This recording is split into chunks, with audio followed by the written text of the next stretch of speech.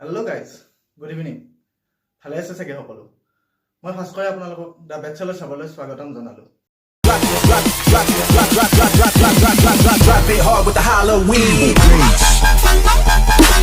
বৰ্তমান কৰোনা সিচুৱেচনৰ ওপৰত লক্ষ্য ৰাখি কৰোনাৰ টেষ্টৰ ক্ষেত্ৰত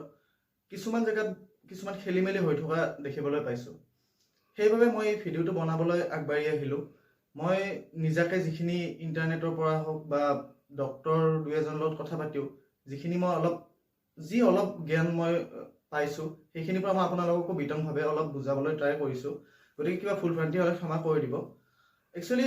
কৰোনাটো যেটো টেষ্ট হয় আমাৰ পজিটিভ হয় নে নিগেটিভ হয় সেইটো যদি চাবলৈ যায় সেই টেষ্ট দুটা প্ৰকাৰৰ থাকে এটা ৰেপিড এন্টিবডি টেষ্ট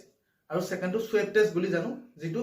মেডিকেল সায়েন্সৰ ভাষাত RT-PCR টেষ্ট বুলি কোৱা হয় PCR টেষ্টৰ কথা আগতে বহুতে শুনিছে চাগে যিকোনো আগতে যিবিলাক বেমাৰ আহিছিল সেইবিলাকত PCR টেষ্ট ইউজ হৈছিল টেষ্ট কৰিবলৈ ভাইৰাছটো টেষ্ট কৰিবলৈ PCR টেষ্ট ইউজ হৈছিল কিন্তু ৰেপিড এন্টিবডি টেষ্টটো বৰ্তমান কৰোনা প্ৰতি লক্ষ্য ৰাখি এটা যেটো মাস পেন্ডেমিক এটা চাৰিওফালে হৈ আছে বহুত মানুহৰ একেলগে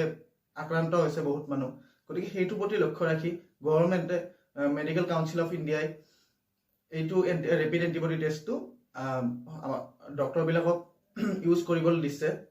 যেটো ফলত বহুত কম সময়ৰ ভিতৰতে এটা ৰিজাল্ট পোৱা যায় ধৰি লওক একদম কম ঘণ্টাৰ ভিতৰতে 2-3 ঘণ্টাও নালাগে এটা সাধাৰণ কিটৰ দ্বাৰা এন্টিবডি টেষ্টিং কিটৰ দ্বাৰা মাত্ৰ 1 ঘণ্টা বা 2 ঘণ্টাৰ ভিতৰতে সেই টেষ্টটোৰ ৰিজাল্টটো আহি যায় আৰু তাৰ বাবে কোনো স্পেশালিষ্টৰ প্ৰয়োজন নাই যি কোনো বা সকলো মানুহে এইটো নিজে সেই কিটটোৰ সহায়ত সেই টেষ্টটো কৰি ল'ব পাৰে এতিয়া সেই ৰেপিড এন্টিবডি টেষ্টৰ অলপ যদি মই ভিতৰভাৱে ক'বলৈ যাওঁ সেইটো কেনেকৈ কাম কৰে বা কেনেকৈ সেইটো টেষ্ট কৰে ৰেপিড এন্টিবডি টেষ্টত আমাৰ ব্লাড স্যাম্পল লোৱা হয় সেই ব্লাড স্যাম্পলটো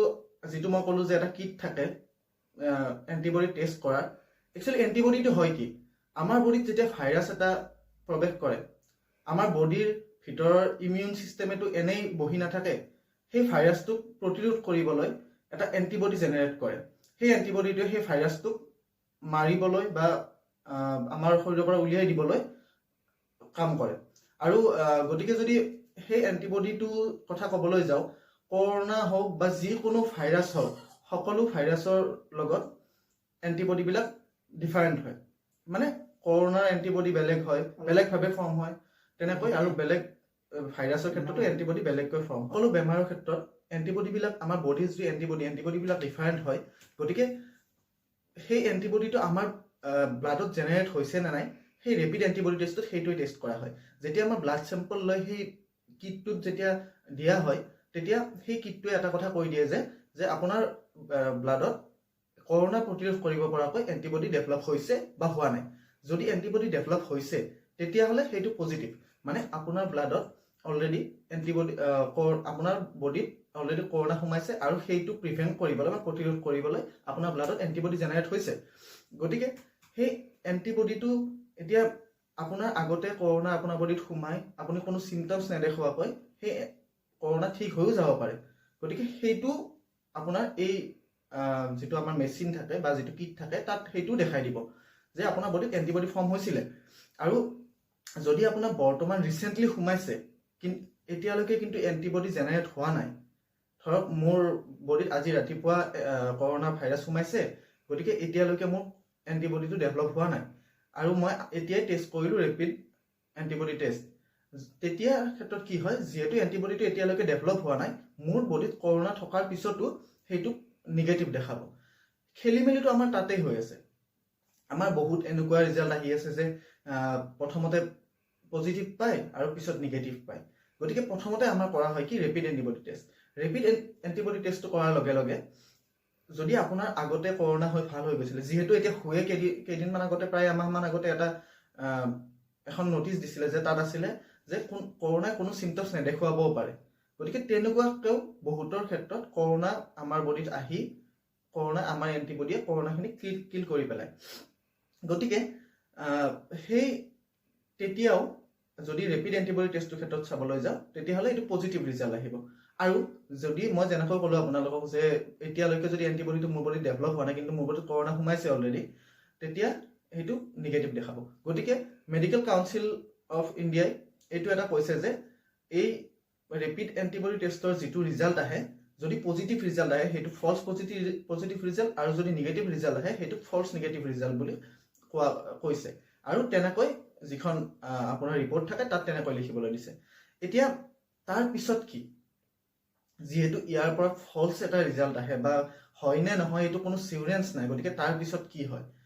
তাৰ পিছত হয় আপোনালোকে সকলোৱে জানে সোৱেব টেষ্ট বুলি কোৱা হয় বৰ্তমান আৰু যিটো সায়েন্সৰ ভাষাত RT-PCR টেষ্ট বুলি কোৱা হয় reverse transmission polymer chain reaction গতিকে এই টেষ্টটো 100% কাৰেক্ট ৰিজাল্ট আহে আৰু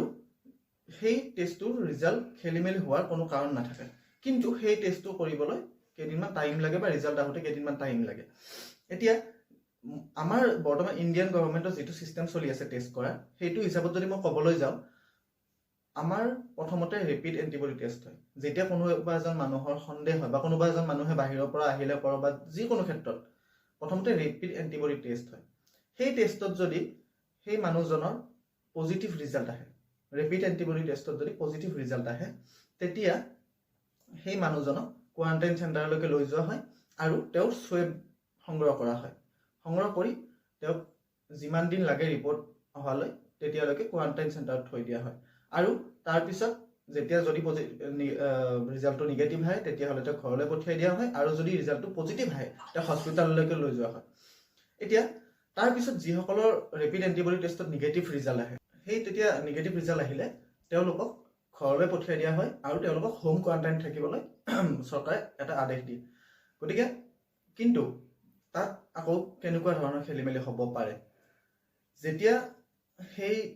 ৰেপিড এণ্টিবডি টেষ্টত নিগেটিভ ৰিজাল্ট আহে তাৰপিছত সেই সোৱেবটো লৈ যায় মই যিটো কথা কৈছিলোঁ যে এণ্টিবডিটো ডেভেলপ নহ'বও পাৰে সেইকাৰণে যেতিয়া সেই নিগেটিভ ৰেপিড এণ্টিবডি টেষ্টত নিগেটিভ পোৱা মানুহখিনিক ঘৰলৈ পঠিয়াই দিয়া হয় তাৰপিছতো কিছুমান ক্ষেত্ৰত পিছত সেইটো আকৌ পজিটিভ অহাৰ চান্স থাকে কাৰণ ৰেপিড এণ্টিবডি টেষ্টত আপোনাৰ এণ্টিবডিটো ডেভেলপ হৈছে নে অনলি সেইটোহে চোৱা হয় গতিকে সেই এণ্টিবডিটো যিহেতু ডেভেলপ হোৱা নাছিলে তেতিয়ালৈকে যদি কিন্তু সোৱেব টেষ্ট যেতিয়া পিছত কৰে সেই সোৱেব টেষ্টত অৰিজিনেল যিটো ৰিজাল্ট হয় সেইটো পাই যায় তেতিয়া সেই মানুহজনক আকৌ নিগেটিভ প্ৰথমতে নিগেটিভ পোৱাৰ পিছত বা চিম্পটমছ নথকাৰ পিছতো সেই মানুহজনক আকৌ হস্পিটেলাইজ কৰা হয় আৰু ফাৰ্ডাৰ ট্ৰিটমেণ্টখিনি কৰা হয় গতিকে খেলিমেলিটোত সেই তেনেকুৱাই হৈ আছে প্ৰথমতে পজিটিভ পায় পিছত গৈ আকৌ নিগেটিভ পায় আৰু প্ৰথমতে নিগেটিভ পায় ৰেপিড এণ্টিবডি টেষ্টত আৰু পিছলৈকে পজিটিভ পায় খেলিমেলিখিনি সেইখিনিয়ে হৈ আছে গতিকে সেইটোৰ ওপৰতে মই বুজাবলৈ আপোনালোকৰ আগত আজি আগবাঢ়ি আহিলোঁ এই প্ৰব্লেমখিনি ক'ত কি হৈ আছিলে সেইখিনি গোটেইখিনি বুজাই দিলোঁ আৰু যদি ইয়াৰ বিষয়ে আৰু কিবা জানিব লগা থাকে তেতিয়াহ'লে কমেণ্ট ছেকশ্যনত নিশ্চয় কমেণ্ট কৰিব আৰু ভৱিষ্যতে এনেকুৱা ভাল ভাল টপিকৰ ওপৰত বা এনেকুৱা জানিব লগা টপিকৰ ওপৰত যদি ভিডিঅ' চাই থাকিবলৈ মন আমাৰ চেনেলটো ছাবস্ক্ৰাইব কৰক আৰু লগতে বেল আইকনটো দবাবলৈ নাপাহৰিব তাৰ লগতে মই আৰু এটা কথা কওঁ মই এটা টেষ্টৰ কথা ক'লোঁ যে RT-PCR সেই টেষ্টটোৰ কথাটো মই ভালকৈ বুজাই নিদিলোঁ যিহেতু সেই টেষ্টটো কথাটো বুজাব গ'লে মোক আৰু প্ৰায় 10-15 মিনিট টাইম এক্সট্ৰা লাগিব গতিকে মই ভিডিঅ'টো ইমান দীঘলীয়া কৰিব বিচৰা নাই কিন্তু যদি আপোনালোকে বিচাৰে যে সেই টেষ্টটোৰ বিষয়ে ভালকৈ জানিব বিচাৰে তেতিয়াহ'লে মই সেইটোৰ ওপৰতো ভালকৈ বুজাই এটা নেক্সট ভিডিঅ' বনাম তাৰ বাবে আপোনালোকে কমেণ্ট কৰিব আৰু আমাক এনেকৈ সহায় দি যাওক আমাক মৰম দি যাওক সেই আশাৰে ধন্যবাদ